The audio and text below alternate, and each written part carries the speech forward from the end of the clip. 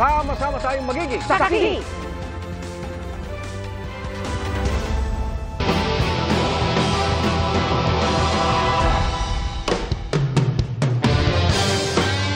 Ngiting tagumpay ang mga atletang Pinoy sa pag-iikot nila sa iba't ibang bahagi ng Maynila sa ikinasang Heroes Parade. Ang mensahe ng Olympic medalists sa sambayanan, buong pusong pasasalamat. Huwag sumuko sa pag-abot sa pangarap at ang pangakong mag-uuwi pa sila ng maraming medalya. Saksi, si Sandra Aguinaldo.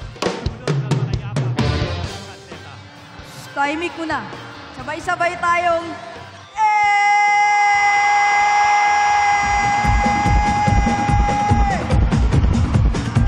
sa pag-A ng mga atleta at pagsayaw-sayaw habang nasa Heroes Welcome Parade, mababakas ang tuwa ng ating mga Olympian sa masigasig na pagtanggap sa kanila. Mainit pa sa tanghali ang pagbati ng mga naghintay sa Aliw Theater. Kaya naman masiglang sumampa sa float ang Pinoy Olympians. Game pa silang makipag-selfie sa mga nag-abang sa kanila. masaya po.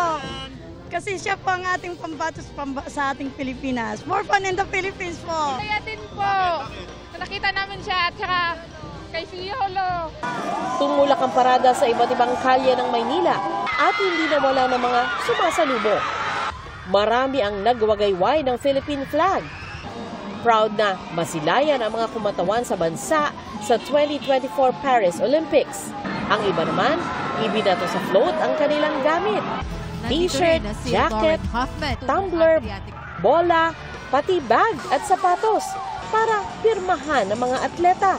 Hindi nakasama sa parada si Paul Volter EJ Obiena dahil kailangan niya ng lumipad para sa isang competition sa August 21. Isa sa mga buong pusong nag-abang sa parada, ang ama ni double gold Olympic medalist Carlos Yulo na si Mark Andrew.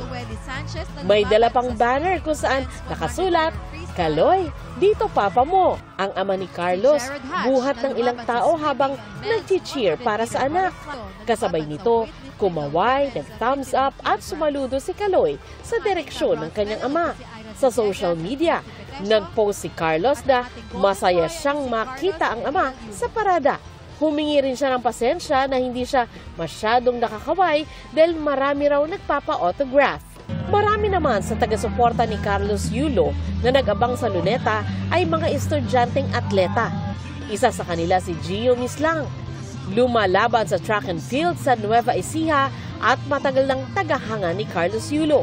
Sobra po akong na-inspire sa kanya sa pagte-training po niya, kung paano po siya nagsumikap, paano po siya nagsipag sa pagte-training po niya. Sobra po akong natouch kasi kahit ako rin po, kahit simpleng player lang po ako, sobra po pong binibigay yung best ko kada training para makamit ko rin po yung gold medal. Ayon kay Cynthia Carrion, President ng Gymnastics Association of the Philippines, ngayon pa lang nagkakasana siya ng Gymnastics Olympic team na sasama sa Los Angeles sa 2028. Kasama ang dalawang kapatid ni Yulo. LA Olympics, I'm going to have a team. Not only Carlos Yulo, I want a whole team, Philippine team. Para sa GMA Integrated News, Sandra Aguinaldo ang inyong saksi. Bago sa saksi, 7 ang sugatan sa pagsabog ng butane canister sa loob ng San Simon Municipal Police Station sa Pampanga. Kabilang dyan ang 3 pulis ayon sa PNP.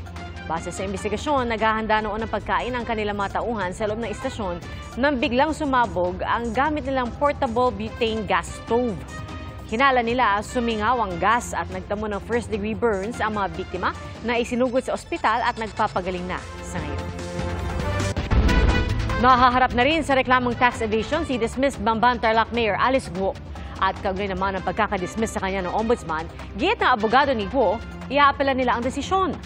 Saksi, si Salima Refran. Isang araw matapos ma-dismiss ng ombudsman si Alice Guo bilang mayor ng Bamban Tarlac, nadagdag ang tax evasion sa mga kinakaharap niyang reklamo dahil sa kanyang papel sa pugo sa Baofu compound sa Bamban Tarlac. Sa reklamong inihain ng BIR sa Department of Justice, Hindi umano nagbayad ng capital gains tax at documentary stamp tax si Guo nang ibenta ang share sa Baofu Land Development nang tumakbo siyang mayor ng Bamban. Linaw na malinaw na may kasong tax evasion itong transaksyon na ito. Maliit lang yung value ng shares na pinalabas niya binenta, kaya ang amount nito ay nasa 500,000 pesos. Ayon sa Presidential Anti-Organized Crime Commission o PAOK, binenta ni Guo ang 2.5 million shares niya noong 2021 sa halagang piso bawat share. Dawit din sa reklamo ang pinagbentahan ng shares ni Guo at ang corporate secretary ng Baofu Land. The cases are multidimensional, but definitely there is a narrative there that will have to come out in the end. So that's the job now of the law enforcement agencies to help us with the connections within so that the narrative can be completed. Ayon naman sa abogado ni Guo, sasagot sila oras na matanggap ang sabina kaugnay sa isinampang reklamo ng BIR. Kaugnay naman sa pagkakadismiss ng ombudsman kay Guo, kinalungkot ng kanyang abogado na hindi kinatiga ng ombudsman ang kanilang argumento.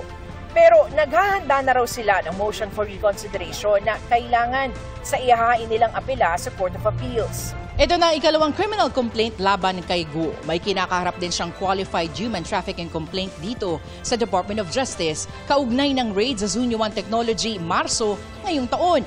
Bukod pa yan sa quo warranto case at cancellation ng birth certificate na inihain ng Office of the Solicitor General at ang material misrepresentation case sa COMELEC. Ayon kay COMELEC Chairman George Garcia, immediately executory ang utos ng ombudsman, maliban na lang kung makakakuha ng temporary restraining order mula sa Court of Appeals. Kaya makapag-file man siya ng Certificate of Candidacy para sa susunod na eleksyon, kakansilahin ito ng COMELEC. Kalakip ng dismissal ng ombudsman kay Guo ang 3 buwang suspensyon sa 12 opisyal ng Bamban, kabilang ang vice mayor. Gayon din ang 9 na miyembro ng Sangguniang Bayan. Kaya magpapatakbo muna ng munisipyo si Councilor Eranio Timbang. Konsihal siya, Sangguniang Bayan, councilor siya, pero siya yata ay nag-oppose nung kinukuha yung permit. At dahil dito, since he opposed, yes, he was absolved or acquitted by the ombudsman. Nakakalungkot po, nakilala kami sa ganitong pamamaraan. Pero sabi nga po, lahat po ng bagay, Panginoon ang may plano. Para sa GMA Integrated News, Sanima Refran, ang inyong saksi. Idedeklara ang working holiday sa City of Manila ang August 4 na babansagang Carlos Yulo Day. At nadagdagan pa ang cash incentives para sa Golden Boy ng men's gymnastics. Saksi, si Jonathan Andal. Hindi magkamayaw kanina ang mga kabarangay ni Carlos Yulo sa barangay 711 Leverisa, Malate, Maynila. Bit-bit pa nila ang stand ni Yulo. Proud po ako dahil kabarangay ko po yan. Kailangan uwi ka na sa Leverisa. Kasama sa nag-abang sa Quirino Avenue ang lola ni Yulo na si Angelita Pokis at ilang kaanak nito. Masaya raw siya na nakita ulit ang apo, bagamat hindi raw nagtagpo ang kanilang mga mata dahil nagbibigay ng autograph noon si Kaloy. Ano po karamdam? Masaya! Tila barangay ng mga gymnast ang 711 sa dami ng mga batang tumatambling at gustong sumunod sa yapak ng 2-time Olympic gold medalist. Ang galing niya tumambling. Gusto ko po sana mapagpatuloy yun. Gymnast kung pwede lang. Hindi ko po kasi sure kung ma-afford pa po namin. Sana po makakuha rin po akong ganun para po makaangat po kami sa paghirap. Bago ang Heroes Parade kanina, may pag-grand welcome din kay Yulo sa Taguig kung saan sumakay siya ng gondola at formal na itinend over sa kanya ang gantimpalang 32 million peso condo unit. Papahalagan and iingatan po yung mga ganong biyaya ng Diyos din po at mga bigay ng mga mabubuting tao. Sa pagpaparangal sa Olympian sa Malacanang kagabi, ang 20 million pesos na premyo ni Yulo sa ilalim ng National Athletes and Coaches Benefits and Incentives Act, tinapatan ng parehong halaga ng Office of the President. Ginawaran din siya ng Presidential Medal of Merit. Tinapatan din ng parehong halaga ang 2 million pesos na premyo ng bronze medalist na sina Nesty Petesio at Ira Villegas na may presidential citation din. Ang non-medalist naman, tig 1 million pesos mula sa PAGCOR at tig 1 million pesos mula sa Office of the President ang nakuha. Ang coaching staff, meron namang 500,000 pesos. Sa Kamara, tumanggap si Yulo ng Congressional Medal of Excellence at 14 million pesos na insentibo. Tig 2.5 million pesos ang tinanggap na cash incentive ng bronze medalist na sina Petesio at Villegas. Gayon din ang Congressional Medal of Distinction. Galing po kami sa wala. Tapos eto po, sobrang napakabait po ng Panginoon. Sobrang nakaka-overwhelm po na yung suporta na binigay sa Tokyo. Halos safe po ngayon and mas grabe pa yung suporta nila sa mga atleta po. Kaya sobrang thankful po, sobrang blessed po. We will conduct a review of our legislation, among others, Republic Act 10699, the National Athletes and Coaches Benefits Incentives Act. Kailangan amendahan natin para may bibigay ng suporta at tulong po sa lahat ng mga atleta natin. Para sa GMA Integrated News, Jonathan Andal ang inyong saksi. Kinestyon sa Senado kung paano nakapaglayag ang mga nadisgrasyang barko na MTKR Jason Bradley at MV Mirola 1. Gayong kulang pala sa mga dokumento ang mga ito. Ipinasapina ang mga may-ari ng dalawang barko matapos silang hindi sumipot sa pagdinig. Saksi, si Dano Tingkungko. Sa nangyaring oil spill matapos ang magkakasunod na paglubog ng 3 oil tanker sa Bataan, wala raw ibang dapat sisihin kundi ang gobyerno. I'm trying to picture this as a government-made, state-made, state-induced calamity. Hindi naman po siguro lingid sa kaalaman na nakakarami na kagaya ng sinabi ng ating chairperson, walang permit. Malalabas to mamaya, walang permit yung ilang barko. Nakatutok ang investigasyon ng Senado sa mga nangyari na nauwi sa paglubog ng MT Terra Nova, MT Jason Bradley at MV Mirola 1 nung sabay na humagupit ang habagat at bagyong Karina nitong Hulyo. Pero no-show sa pagdinig ang mga may-ari ng MT Jason Bradley at MV Mirola 1. Sabi ng Marina, wala raw kaukulang safety documents ang MT Jason Bradley at MV Mirola 1. Ayon sa PCG, hindi dumaan sa PCG ang Mirola 1 bago ito lumayag mula na botas. MV Mirola 1 departed Navotas without passing through the Coast Guard station. Tumakas po yan, and it was in tow. It ran aground on 23 July. So ma'am, hindi po yan dumaan sa Coast Guard, so hinila po yan. From Navotas, going time? Anong date? It is subject for investigation po yung Jason Bradley. Lumubog po siya habang naka-anchor po siya. Hindi po yan siya din dumaan sa Coast Guard, naka-anchor lang po siya. At lumubog po siya nung kasagsagan ng sama ng panahon. Tanong ng mga senador, paano nalusutan ng mga barko ang mga ahensya ng gobyerno kung kulang pala sila sa mga permiso para maglayag?